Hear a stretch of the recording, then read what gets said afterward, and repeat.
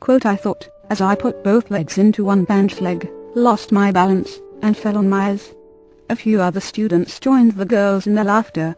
I felt embarrassed for a moment, but then lay back and laughed with them.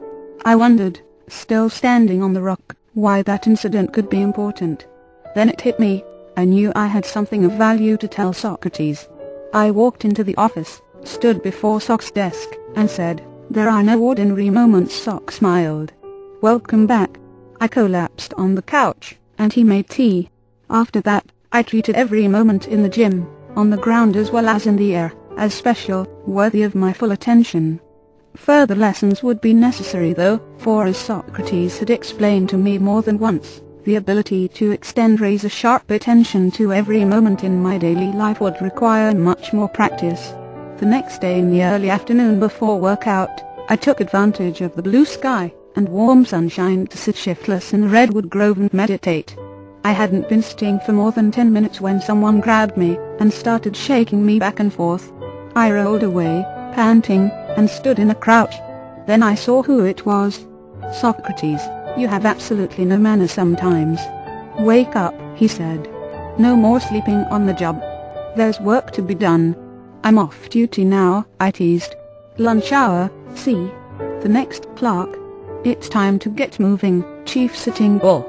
Go get your running shoes, and meet me back here in 10 minutes. I went home and put on my old Adidas shoes, and hurried back to the redwood grove.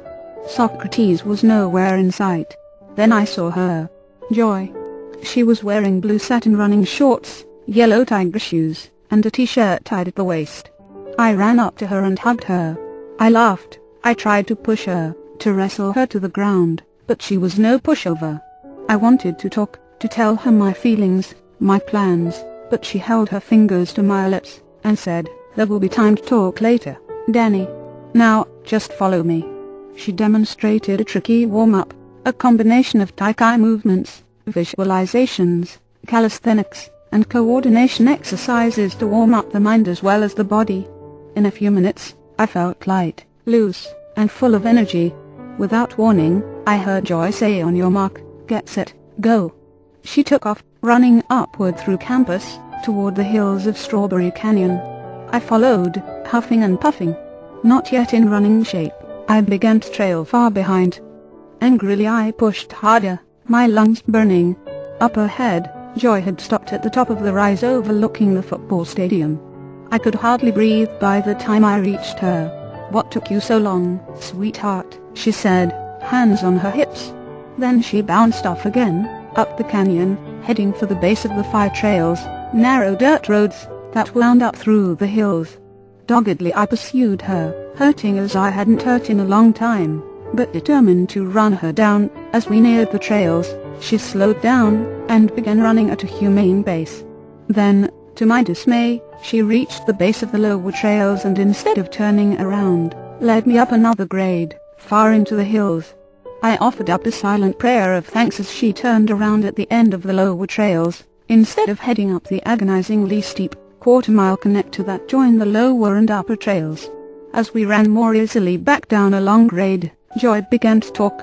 "Danny, Socrates asked me to introduce you to your new phase of training.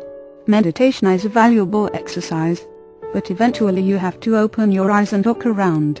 The warrior's life," she continued, "is not a sitting practice, it is a moving experience.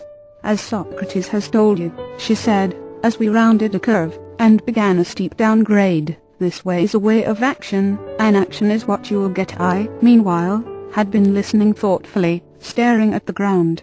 I answered, "Yes, I understand that, Joy, that's why I train in gym." I looked up just in time, to see her lovely figure disappear in the distance. I was completely drained when, later that afternoon, I walked into the gym. I lay on the mat and stretched and stretched, and stretched, until the coach came over and asked, "Are you going to stretch all day, or would you like to try one of the other nice activities we have for you? We call them gymnastics events." "Okay, how?" I smiled. I tried some very simple tumbling moves for the first time, testing my leg. Running was one thing, tumbling was another. Advanced tumbling moves could exert as much as 1,600 pounds of force as the legs drove into the ground. thrusting the body skyward. I also began to test my trampoline legs for the first time in a year. Bouncing rhythmically into the air, somersaulted again and again. Whoopee, yahoo! Pat and Dennis, my two trampoline mates, yelled, "Mailman, will you take it easy? You know your leg isn't healed yet." I wondered what they'd say if they knew I had just run for miles in the hills. Walking to the station that night, I was so tired I could hardly keep my eyes open. I stepped out of the cool October air into the office, ready for some soothing tea and relaxing talk. I should have known better. "Come over here and face me.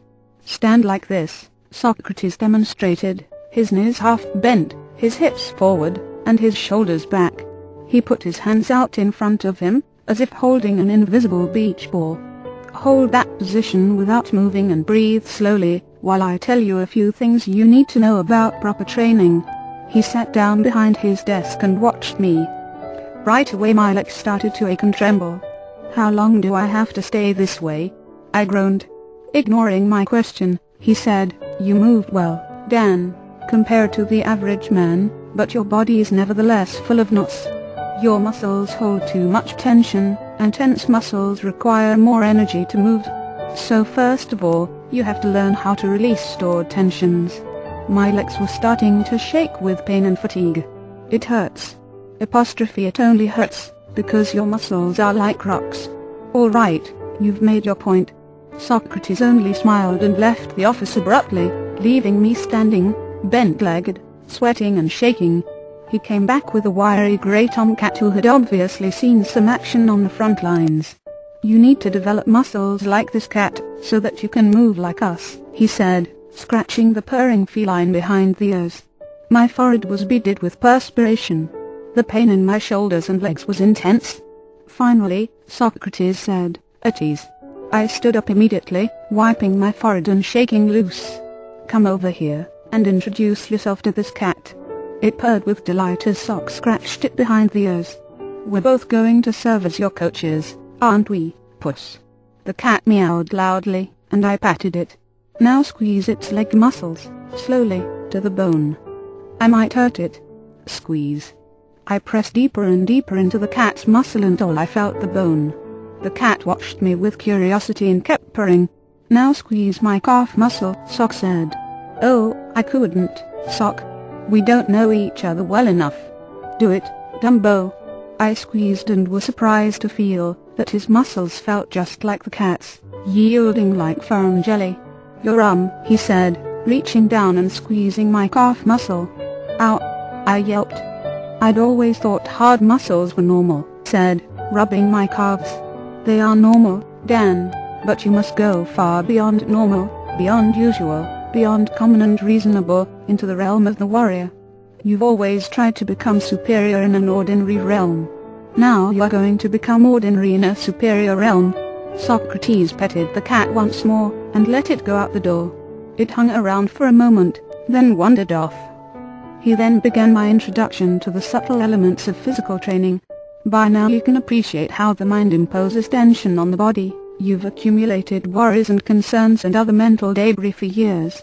Now it's time for you to release old tensions that have become locked into the muscles.